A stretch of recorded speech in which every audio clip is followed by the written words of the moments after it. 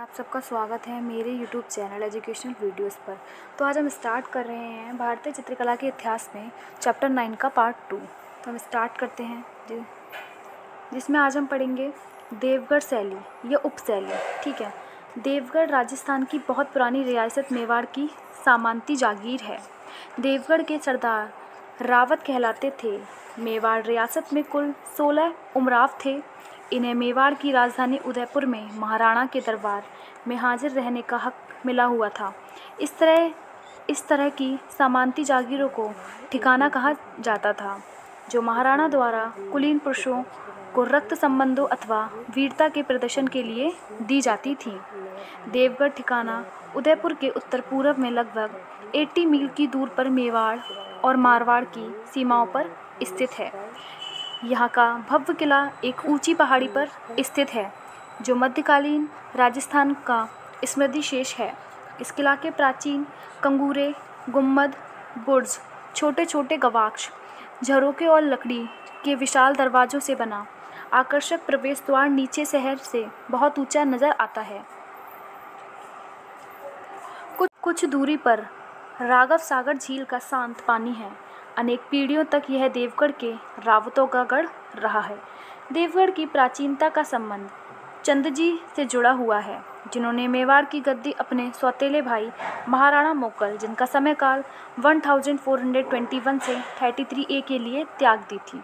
तदंतर महाराणाओं द्वारा तदंची से लेकर द्वारकादास जी या देवगढ़ तक सरदारों को राज करने के लिए अलग अलग ठिकाने जाते रहे, लेकिन देवगढ़ के ठिकाने के अपने लिखित प्रमाणों के अनुसार देवगढ़ शहर की नींव रावत द्वारकादास चूड़ावत ने 5 वैशाख शनिवार और वी संख्या 1727 या 1670 ई को डाली थी। पिछले कुछ वर्षों में राजनीतिक परिवर्तनों के बाद जब राजस्थान की विभिन्न रियासतों और ठिकानों में लघु चित्रों या मिनिएचर्स के संग्रह कला बाजार में आने लगे, तो राजस्थान का ठिकाना चित्रकला में लोगों की दिलचस्पी बढ़ी।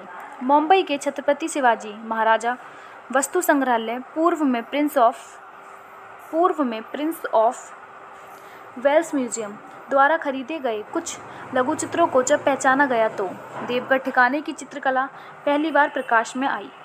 अपने समकालीन कलाकारों की तरह देवगढ़ के चित्रकार शासक रावतों के निजी और दरबारी जीवन का परिचय देने वाले लघु चित्र ही नहीं बना रहे थे, वे भित्ति चित्र भी बनाते थे, जिनकी मिसालें आज भी देवगढ़ के किले के मोहर और भीतरी हिस्सों में सुरक्षित बची हुई हैं। इन भित्ति चित्रों में सबसे पुराना काल लगभग 1710 से 20 ई का है, जो मेवाड़ के महाराणा अमर सिंह तृतीय 1698 से 1710 ई तथा महाराणा संग्राम सिंह तृतीय 1710 से 34 ई के समय में प्रचलित मेवाड़ शैली का है, जो देवगढ़ के रावत द्वारकादास 1669 से 1706 ई तथा रावत संग्राम सिंह प्रथम 1706 से 37 ई के समकालीन थे। यह देखा गया है कि उदयपुर की पिछोला झील के जगमंदिर के बुर्जों की भित्तियां पर बने चित्रों तथा देवगढ़ किले के कपड़ द्वार, गहने और कपड़ों का कमरा के चित्रों में काफ़ी समानता है। यहाँ शिकार, हाथी युद्ध, दरबार और कृष्ण लीला के दृश्य तथा अन्य विषय हाशियों और दीवारों पर चित्रित हैं। कपड़दार के चित्रों की आकृति का धीर क्लेवर, चेहरे के अनेक प्रकार, पहनावे की बारीकियों और पगड़ियों से तत्कालीन मेवाड़ कला से उनके घनिष्ठ समाज का पता चलता है। यह भी संभव है कि महाराणाओं और ठिकानों के रावतों के परस्पर मधुर संबंधों के कारण मेवाड़ी चित्रकला को कपड़द्वार की भित्तियों को अलंकरण करने के लिए बुलाया गया हो। आज भी विवाह, त्योहार और महत्वपूर्ण रस्मों पर इस तरह का अलंकरण करवाने की प्रथा है। कपड़दार के भित्ति चित्रों के अलावा देवगढ़ किले में अजारा की ओवरी तथा मोती महल के हिस्से भी भित्ति चित्र मिलते हैं, जो लुप्त होने से बच गए लघु चित्र की मदद से पहचानी गई खास देवगढ़ शैली के हैं। इन बात के भित्ति चित्रों में हम 2 भिन्न काल और शैलियाँ पहचान सकते हैं। पहली शैली का संबंध है अब एक सुपरिचित कलाकार चोखा से है, जिसने देवगढ़ के कुछ सर्वोत्कृष्ट लघु चित्र बनाए थे। देवगढ़ के किले के लिखित प्रमाणों से यह स्पष्ट है कि तृतीय चरण की चित्रकला चोखा के बट बैजनाथ की है, जिसे खास तौर पर यह काम सौंपा गया था। 1952 से 63 ई में अनेकों अंकित सवीहे, शिकार के दृश्य तथा अन्य विषयों के चित्र छत्रपति शिवाजी महाराज वस्तु संग्रहालय मुंबई से प्राप्त किए गए थे। उनमें से अनेक चित्रों का संबंध देवगढ़ के रावत गोकुलदास तृतीय 1786 से 1821 ई के समय से हैं और कलाकार ने उन्हें अनेक प्रसंगों में अपने चित्रों का विषय बनाया है। देवगढ़ की कला का बहुत बड़ा अंश ऐसा है जिसके केंद्र में गोकुलदास जी हैं, इसलिए भारतीय कला के ममर्गों ने उन्हें देवगढ़ शैली का सबसे प्रभावशाली व्यक्तित्व माना है। स्पष्ट है कि वह एक द्रुज्य योद्धा होने के अलावा कला के उत्साही संरक्षक भी थे तथा असंख्य सभीहों में अपनी प्रभावशाली उपस्थिति तथा अन्य अनेकों क्रियाकलापों और मन बहलाव आदि के प्रसंगों के चित्रण के संदर्भ में उनकी तुलना जम्मू के बलवंत सिंह से की जा सकती है। राजस्थान के अविस्मरणीय इतिहासकार कर्नल टाड ने उनका वर्णन इस प्रकार किया है। मैं जितने भी सरदारों से मिला हूँ उनमें अंतिम सरदार गोकुलदास चेहरे मोहरे और व्यक्तित्व के में सबसे शानदार थे। वह करीब 6 फीट और 6 इंच लंबे थे, सीधी काठी और भीमकाय शरीर। उनके पिता 20 की उम्र में उनसे भी लंबे थे। वह लगभग 7 फीट के रहे होंगे। यह एक दिलचस्प बात है कि देवगढ़ चित्रकला, जिसे मेवाड़ की एक उपशैली माना जा सकता है, का अध्ययन वास्तव में एक शिकारी कर रहे कुत्ते के चित्र से हुआ है, जिसके पीछे बक्ता नामक चित्रकार का नाम अंकित था और उसने वी संख्या 1863 से 1806 ई में देवगढ़ में यह चित्र बनाकर रावत को उस समय भेंट स्वरूप दिया जब यह चित्रशाला में बैठे हुए थे। बक्ता का एक चित्र शिकार के बाद लौटते महारावत गोकुलदास 1806 ई वर्तमान में छत्रपति शिवाजी महाराज वस्तु संग्रहालय मुंबई में सुरक्षित है। इस प्रकार इस ठिकाने के 2 प्रमुख चित्रकार चोखा और बक्ता के नाम सामने आए।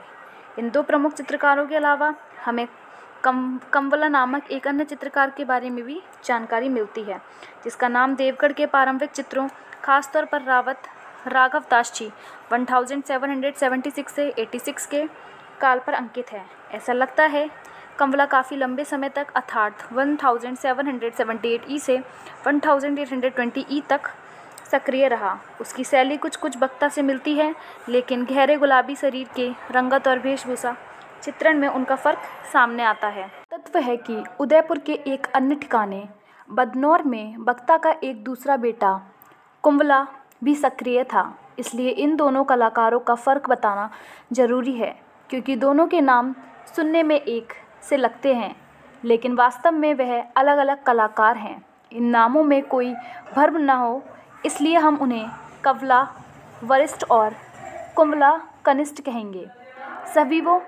सभीहों के अलावा बक्ता और चोखा ने बड़ी संख्या में शिकार के दृश्य, दरबार के दृश्य, होली के त्योहार, जुलूसों, सरदारों के निजी जीवन के प्रसंगों के चित्र बनाए हैं।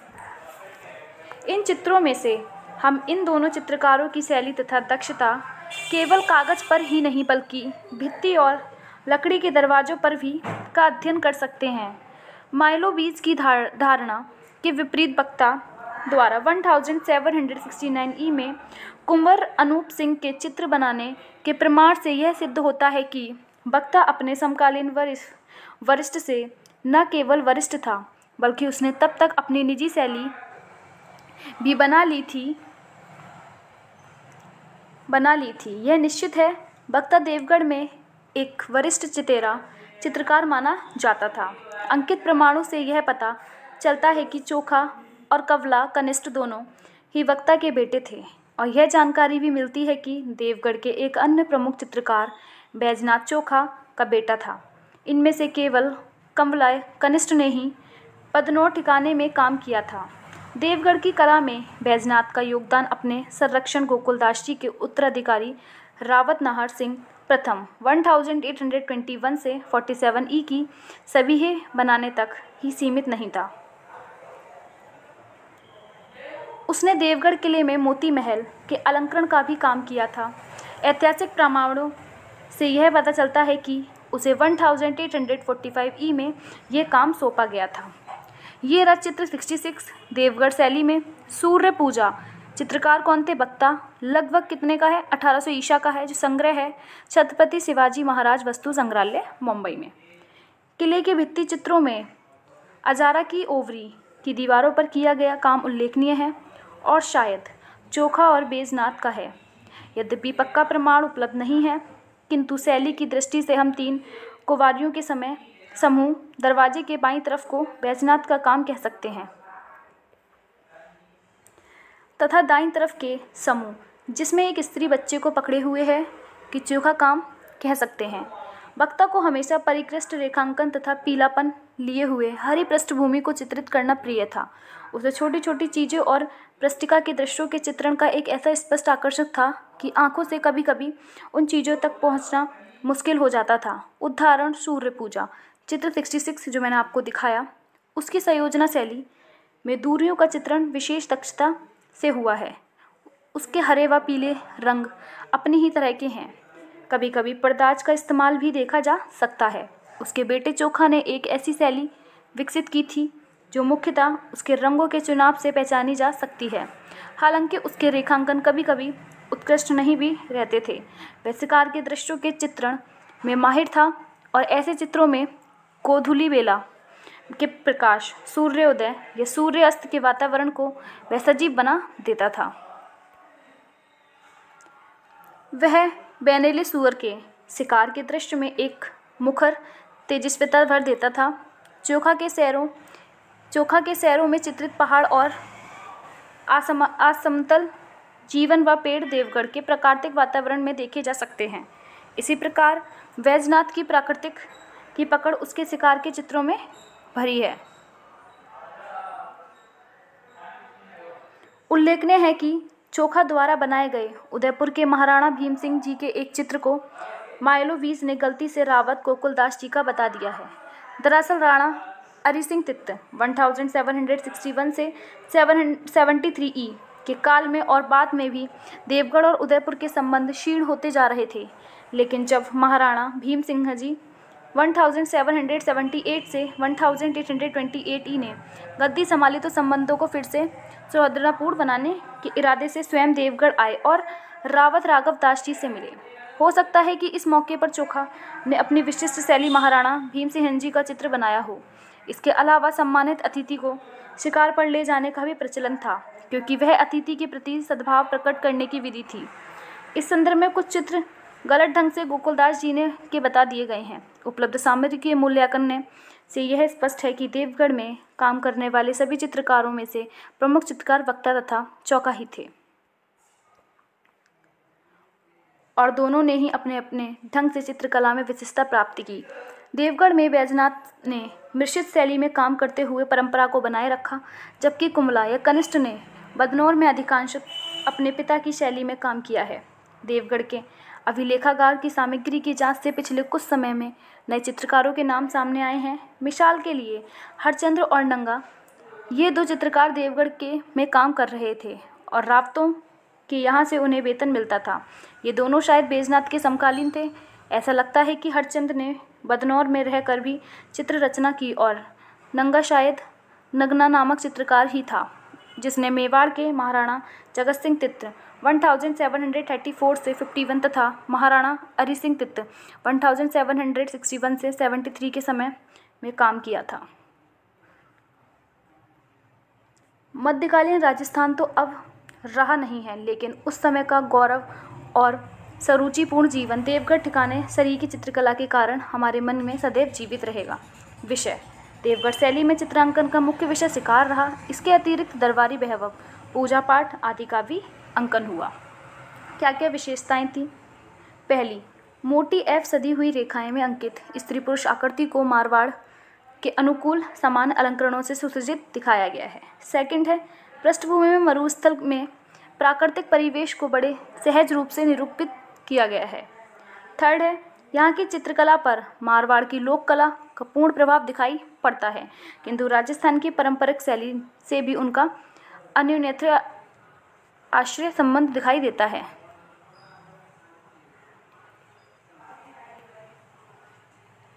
फोर्थ है, शिकार, गोठ, अंतपुर, राजसी, ठाट बाट, श्रृंगार, शावारी आदि के चित्र में यहाँ का वैभव एवं विलास मुखर हो उठा है।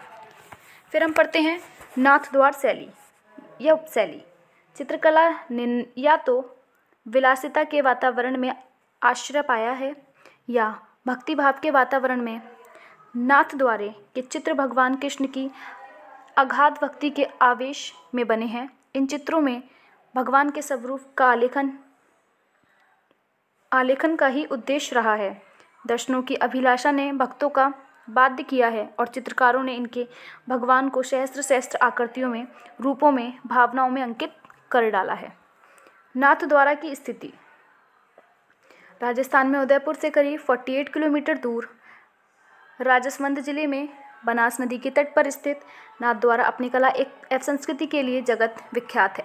मेवाड़ की एक उपशैली के रूप में नाथद्वारा शैली का उद्भव और विकास यहाँ श्रीनाथ जी के प्रतिमा की स्थापना 10 फरवरी 1672 के साथ ही माना जाता है। ऐतिहासिक पृष्ठभूमि एवं चित्र विकास 1669 में औरंगजेब की अनुदार नीति ने समाज में तहलका मचा दिया था। मथुरा में कृष्ण जन्मभूमि का हर्ष देख ब्रज प्रदेश के कुछ पुजारी और भक्त वहां के भव्य मंदिरों का मोह त्याग उनमें स्थापित मुख्य आराध्या देवी की मूर्तियों को बचाने में जुट गए।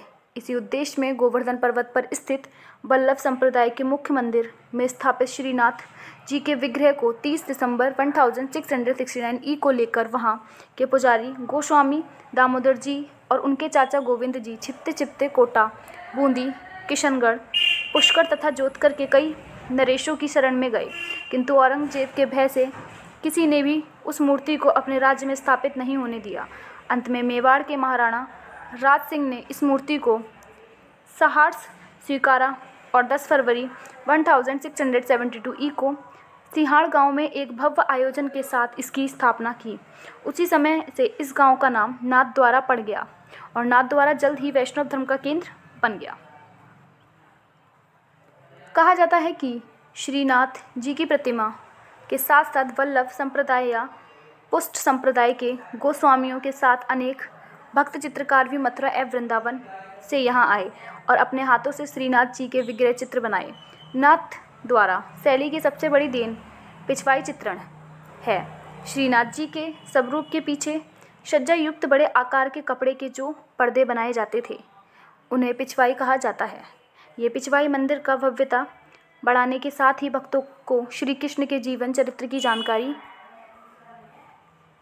भी देते हैं। चटक रंगों से टेम्परा पद्धति में कपड़े पर अंकित यह पिछवाइयाँ तीर्थयात्रियों को अपनी ओर सहज की आकर्षित करती है। नाथद्वारा दर्शनार्थ आने वाले धर्मपरायण एवं कला प्रेमी इन पिछवाइयों को खरीदकर अपने साथ ले जाते थे। पिछवाइयाँ कृति पूर्ण रूप से श्रीनाथ जी को समर्पित होती हैं। यही कारण है कि इनके विषय मुख्यतः भगवान श्री कृष्ण की भिन्न लीलाएं जैसे रासलीला, दान लीला, माखन चोरी, चीर लीला, गोवर्धन लीला आदि से संबंधित होते हैं।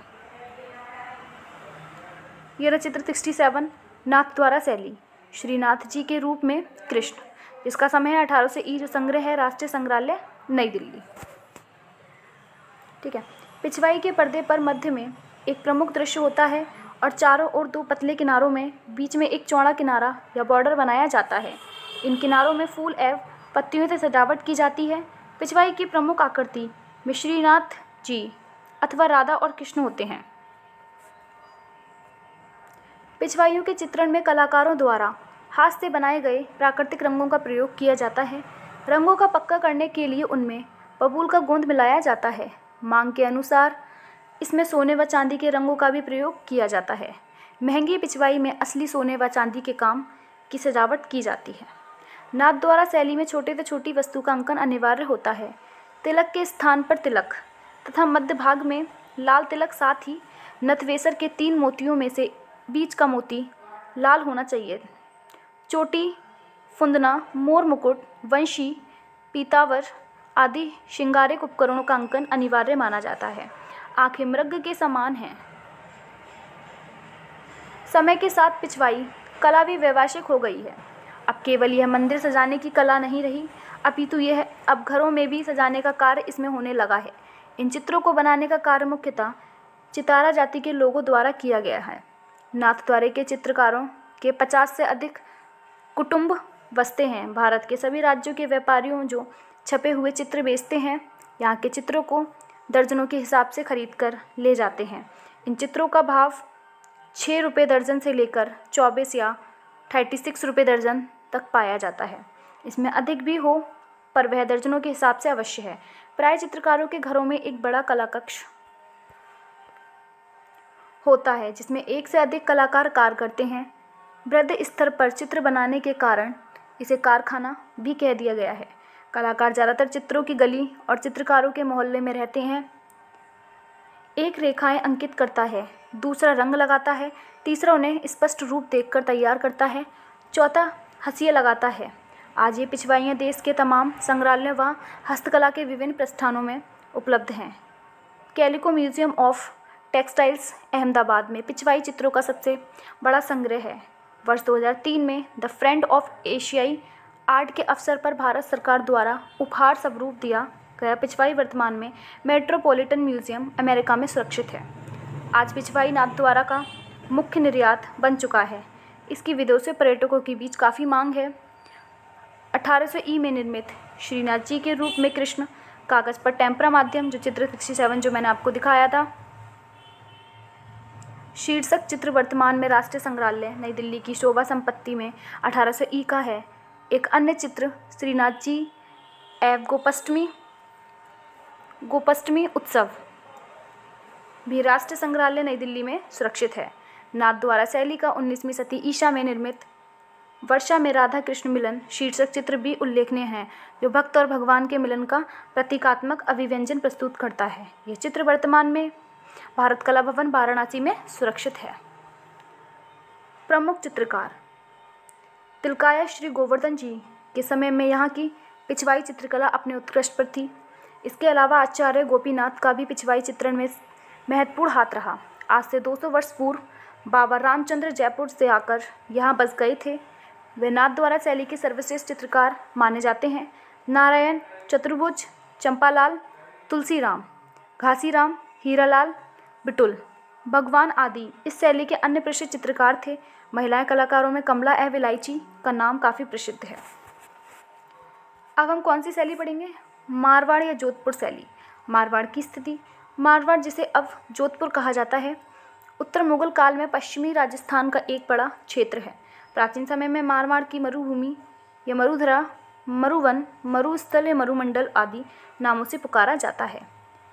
घाड़ेराव, नाडोल, कुचामन, मेड़ता, पाली, सोजत, जालोर, पोखरन, नागौर जोधपुर इस क्षेत्र के प्रमुख नगर रहे हैं। सन सिटी व ब्लू सिटी के नाम से प्रसिद्ध जोधपुर आरंभ से ही मारवाड़ी चित्र संस्कृति का केंद्र बिंदु रहा है। भौगोलिक रुक्षता को अपने अंतर में समेटे हुए और सांस्कृतिक व देवालयों के मृदंगों की अनुगूंज से सराबोर यह शहर उत्तर में बीकानेर, पूर्व में जयपुर, किशनगढ़ व अजमेर, दक्षिण पूर्व में अजमेर, भीलवाड़ा व उदयपुर, दक्षिण में सिरोही व पालनपुर, दक्षिण पश्चिम में कच्छ के रन, पश्चिम में थार, पारकर व सिंधु तथा उत्तर पश्चिम में जैसलमेर से घिरा है और अपनी बीती आप सुन रहा है। डिंगल भाषा के इस प्रदेश में जयचंद्र के वंशजों के रणौर राजवंश के नाम से कई शताब्दी तक राज्य किया। 16वीं सदी के भक्ति काल की प्रसिद्ध कवित्री मीराबाई का जन्म मारवाड़ के ही पाली जिले के कुदकी नामक गांव में राजा रतन सिंह के घर में हुआ था। वह कृष्ण की अन्य भक्त थीं। मीराबाई ने ब्रज तथा राजस्थानी भाषा में अनेक भक्ति गीतों की रचना की। ऐतिहासिक पृष्ठभूमि एवं चित्रकला विकास। जोधपुर नगर का राठौर राव जोधा जी ने 1459 ई में बसाया था। यहाँ स्थित लाल प्रस्तर खंडों में से निर्मित मेहरानगढ़ का भव्य किला दर्शकों को दूर से ही आकर्षित करता है। इस किले का निर्माण 1460 ई में राव जोधा जी द्वारा ही करवाया गया था। प्रारंभ से ही जोधपुर नगर राठौरों की राजधानी रहने के कारण कला एवं संस्कृति का केंद्र भी रहा है। जोधपुर राज्य तथा यहाँ के भिन्न ठिकानों में विकसित होने वाली चित्रकला मारवाड़ या जोधपुर शैली के नाम से भी प्रसिद्ध हुई। जोधपुर शैली को मेवाड़ कला परंपरा विरासत में मिली थी। मेवाड़ की भांति ही मारवाड़ जोधपुर में भी चित्रकला का जन्म लोक कला शैली से हुआ माना जाता है। यहाँ से प्राप्त पत्र अवशेष व मांडोर से मिली मूर्तियाँ आरंभिक कला परंपरा का बोध कराती हैं। 16वीं सदी के तिब्बती इतिहासकार लामा तारानाथ ने 7वीं सदी में मरु प्रदेश के श्रृंगधर नाम के एक चितेरे का उल्लेख किया है, जिसने पश्चिमी भारत में यक्ष शैली को जन्म दिया था। इससे यह सिद्ध होता है कि मारवाड़ के चित्रकला अत्यंत प्राचीन काल से प्रचलित रही हैं। 1623 ई में चित्रकार वीर जी द्वारा चित्रित पाली में रागमाला चित्र, जो कि कुंवर संग्राम सिंह के संग्रह में है, मारवाड़ शैली का आरंभिक उदाहरण माना जाता है। इस चित्र में यहाँ व्यापक लोक कला शैली का स्पष्ट प्रभाव दिखाई पड़ता है। इस समय जोधपुर में राजा गज सिंह 1610 से 30 ई शासन कर रहे थे। वह कवियों के आश्रयदाता भी थे। इनके समय में बड़े डोला मारू तथा भागवत वाले चित्र विशेष प्रसिद्ध हैं। राजा जसवंत सिंह प्रथम 1638 से 78 के राजकाल में जोधपुर शैली को नया रंग रूप मिला। इसी समय 1634 ई में उपदेशमाला का चित्रण हुआ। इसकी एक प्रति राष्ट्रीय संग्रहालय नई दिल्ली में सुरक्षित है। इसी समय का एक सुंदर चित्रण रागनी मधु माधुरी 17वीं सदी के पूर्वोत्तर का वर्तमान में इलाहाबाद संग्रहालय प्रयागराज में सुरक्षित है। इस समय मारवाड़ कृष्ण भक्ति परंपरा में सराबोर हो चुका था और इसलिए कृष्ण चरित्र को आधार बनाकर सैकड़ों चित्रों की रचना की गई। श्रीनाथ जी की मूर्ति मेवाड़ में पहुंचने से पहले जोधपुर के चौपासनी नामक स्थान पर चातुर्मास विश्राम हेतु पधारी थी। चौपासनी भी बल्लभों का एक प्रमुख केंद्र बन गया। जसवंत सिंह के पश्चात जोधपुर अशांति का क्षेत्र बन गया। बाद में जसवंत सिंह के पुत्र अजीत सिंह ने 1679 ई में सत्ता संभाला और 1724 ई तक राज किया। उसके समय में भी अनेक चित्र बने। अजीत सिंह के काल में दुर्गादास के घुड़सवारी के चित्र बहुत प्रसिद्ध हुए हैं। उनके पुत्र अभय सिंह 1724 से 48 ई व बकत सिंह 1724 से 52 के समय में क्रमश जोधपुर व नागौर में सुंदर चित्रों की रचना हुई। अभय सिंह ने राधा कृष्ण व ढोला मारू विषयक चित्र बनवाए व बकत सिंह ने पाशवानों, गायकों, नृत्यकों आदि के चित्रों का नागौर के किले में बनवाया। नागौर किले में बादल महल, शीश महल तथा हवा महल नाम पहले आलिंद आज भी चित्र सारियों से भरे हुए हैं। अभय सिंह के समय में 1725 ई में निर्मित राधा कृष्ण वर्षा ऋतु में मेद मल्हार का आनंद लेते हुए शीर्षक चित्र राष्ट्रीय संग्रहालय नई दिल्ली में सुरक्षित है। महाराजा बक्कत सिंह के समय में 1750 ई में चित्रकार दाना द्वारा निर्मित राजकुमारी सखियों के साथ चौगान पोलो खेलते हुए नामक उत्कृष्ट चित्र भी राष्ट्रीय संग्रहालय नई दिल्ली की शोभा संपत्ति है। बकत सिंह के पुत्र महाराजा विजय सिंह 1753 से 93 ई में वल्लभ संप्रदाय के अनुयायी थे और उन्होंने नाथ द्वारा की यात्रा की हुई थी। उनके समय में राधा कृष्ण नायक नायिका के अनेकानेक चित्रों का निर्माण हुआ। उन्होंने गंगश्याम जी के मंदिर में भित्ति चित्रों का उत्तम कार्य भी करवाया। यही परंपरा महाराजा भीम सिंह 1793 से 1803 ई के समय में भी जीवित रही। उनके समय में मुख्यतः व्यक्ति चित्र, दरबार जुलूस से संबंधित चित्र अधिक बने। जुलूस से संबंधित 2 चित्र वर्तमान में इलाहाबाद संग्रहालय प्रयागराज में सुरक्षित हैं। इसी समय 1800 ई में निर्मित दशहरा दरबार चित्र जोधपुर शैली का सर्वोत्कृष्ट उदाहरण माना जाता है। महाराजा मानसिंह 1803 से 43 ई चित्र 68 के आकाशमता राजरोहण के साथ मारवाड़ चित्रकला में एक नई परिपक्वता तथा विषय की विविधता आई। महाराजा मानसिंह कलाप्रिय शासक थे, जिन्होंने बड़ी संख्या में चित्रकारों का राजाश्रय देकर अनेक चित्र बनवाए। मारवाड़ शैली को चरमोत्कर्ष रूप इन्हीं के समय में दिखाई देता है। उन्होंने विशिष्ट ब्रिटिश ईस्ट इंडिया कंपनी के एक अधिकारी कर्नल टार्ट को मारवाड़ का इतिहास लिखने में बड़ी मदद की थी। इसी समय का वर्ष 1810 ई में निर्मित एक भव्य चित्र जोधपुर के राजा मानसिंह की शाही सवारी वर्तमान में राष्ट्रीय संग्रहालय नई दिल्ली में सुरक्षित है। नाथ संप्रदाय में आस्था होने के कारण मानसिंह के काल में नाथ पंथ पर बड़ी संख्या में पुस्तकें लिखी गईं तथा नाथों या नाथ गुरुओं से संबंधित अनेक चित्रों का निर्माण हुआ। नाथ चरित्र 1824 ई के एक समुच्चय को भी चित्रित किया गया है। धरातत्व है कि नाथ संप्रदाय उत्तरी पश्चिमी भारत का एक प्रमुख धार्मिक पथ है, जिसके संप्रदाय मत्स्यशूद्र नाथ 10वीं सदी से हैं। इसके अलावा कलाकारों ने रामायण, दुर्गा चरित्र, शिव पुराण, शिव रहस्य, ढोला मारू आदि ग्रंथों के आधार पर सैकड़ों की संख्या में चित्रों की निर्मित किया। इस समय का रामायण पर आधारित एक चित्र राम का राजाभिषेक 1810 से वर्तमान में राष्ट्रीय संग्रहालय नई दिल्ली में सुरक्षित है। मानसिंह के अंतपुर के भी अनेक चित्र बने, जिसमें उन्हें अंतपुर की महिलाओं के साथ स्नान करते, तैरते एवं झूलते हुए चित्रित किया गया है। इस समय के प्रमुख चित्रकारों में अमरदास भाटी, दाना भाटी, शंकर दास, माधो दास, राम सिंह भाटी आदि थे। ये जो चित्र दिख रहा है चित्र 68 है, जोधपुर, जो कि महाराजा मानसिंह का है, जिनका समय काल क्या है 1803 से 43। डॉक्टर गोइटर्स ने इस समय की मारवाड़ शैली के बारे में अपना मत इस प्रकार प्रकट किया है कि यहाँ लेख्य में अतिशयता आ गई, रंग अधिक धूतिमान हो गए, पुरुष एवं स्त्रियों के भूषाचार में विलक्षण अंतर्जंक रूप ले लिया था। पगड़ी अधिक ऊंची, कीप या फनल के समान बांधी जाने लगी, जामा व घाघरा घटाकृति के समान लंबे बनने लगे। स्त्रियों की आंखें कनपटी तथा खींची कर दही रूपी बनाई जाने लगी। मानसिंह के पश्चात तखत सिंह 1843 से 73 ई जोधपुर की गद्दी पर बैठे और उन्होंने पुनः कृष्ण विषयक चित्रों का निर्माण कराया। इस समय नाथ संप्रदाय प्रभावहीन हो चुका था। जोधपुर किले में तख्त विलास तथा तीजा माता जी के मंदिर में इनके समय में सुंदर चित्र बने। इसी समय का 1850 ई में निर्मित ढोला मारू विषयक एक भित्ति चित्र जोधपुर किले के तख्त महल में मिलता है।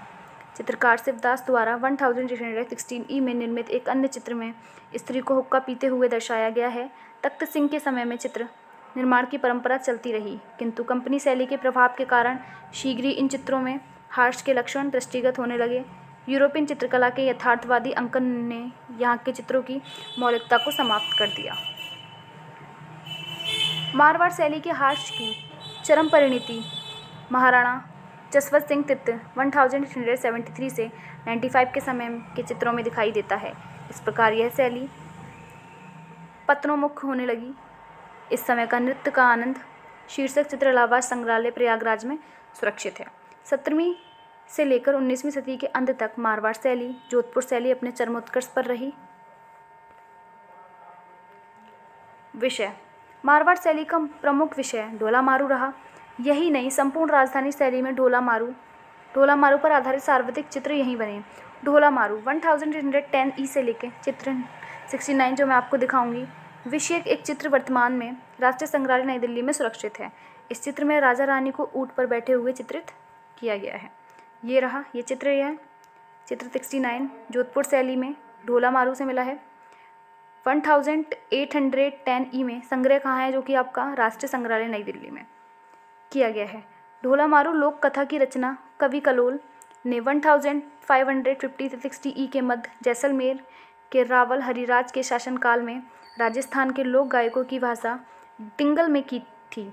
इसके अतिरिक्त दरबार सभी रामकृष्ण संबंधित कथाएं, शिव पुराण के आख्यान, रसिक प्रिया, नायक नायिकाएं, राग रागनी, नाथ पंथ व सामाजिक जनजीवन संबंधित अनेक चित्रों बने।